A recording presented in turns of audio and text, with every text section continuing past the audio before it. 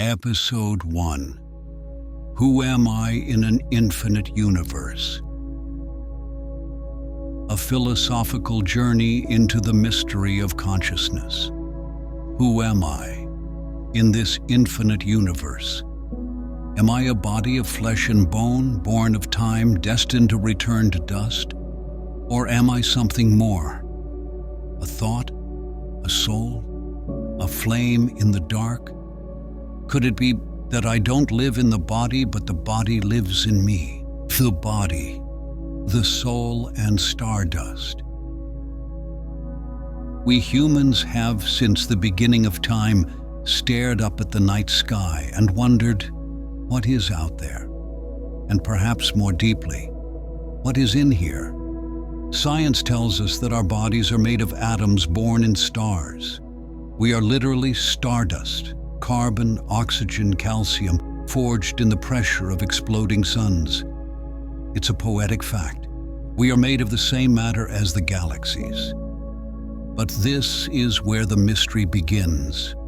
These particles of stars have gathered to form me, and I am aware. I can look up at the sky and wonder who I am. How can dead matter become alive? And not just alive, but self-aware. What is consciousness? The philosopher René Descartes said, "I think, therefore I am." But what is this I that thinks?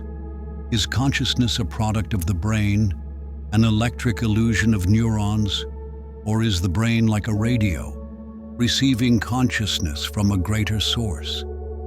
Neuroscience tells us we can see when a human thinks. We can measure activity in the brain, but we cannot explain what a thought is. The subjective experience, the feeling of being, is called the hard problem of consciousness.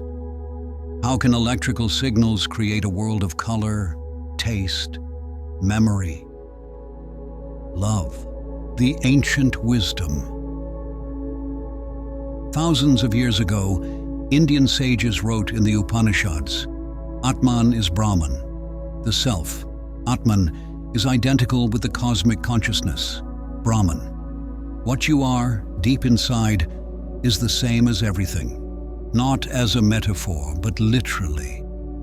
Similar thoughts are found in Sufi poetry, Buddhist emptiness, Taoist wisdom, that the I is a wave in an ocean, and that the ocean was never separate from us. Could it be that consciousness does not live in us, but that we live in it? That we are bubbles in a field of awareness, rising, playing, and falling back into the great whole. Cosmic scaling. Let us zoom out, from the body to the room, from the room to the earth, from Earth to the solar system, beyond the solar system to the galaxy, and further still, until we reach the edge of the known universe. The universe is 93 billion light years across, and yet you are hearing this now, inside a nervous system, in a body, on a little blue planet. And this raises a question. How can something as infinite as the cosmos fit inside a human being? Or is it the other way around? That it is within the human, that the universe becomes aware of itself. The physicist Carl Sagan said, "We are a way for the cosmos to know itself." Think about that. The consciousness in you might be the eye of the universe. You are the observing center of infinity itself. Dreams and awakening. How do we know we are awake? When we dream, we believe the dream is real.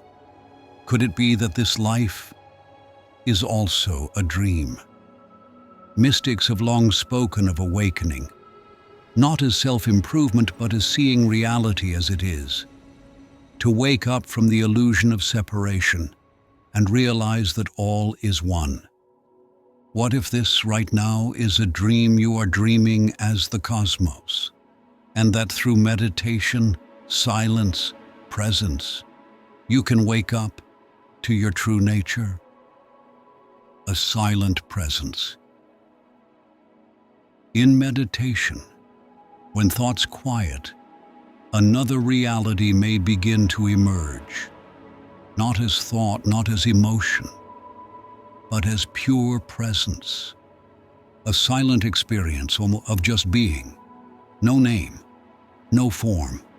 There is no I, no universe, only consciousness itself, stillness, life. And a new question arises.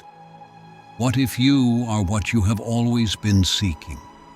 Not a self inside a universe, but the universe itself, becoming conscious through you. Final words, a seed of eternity. So, who are you?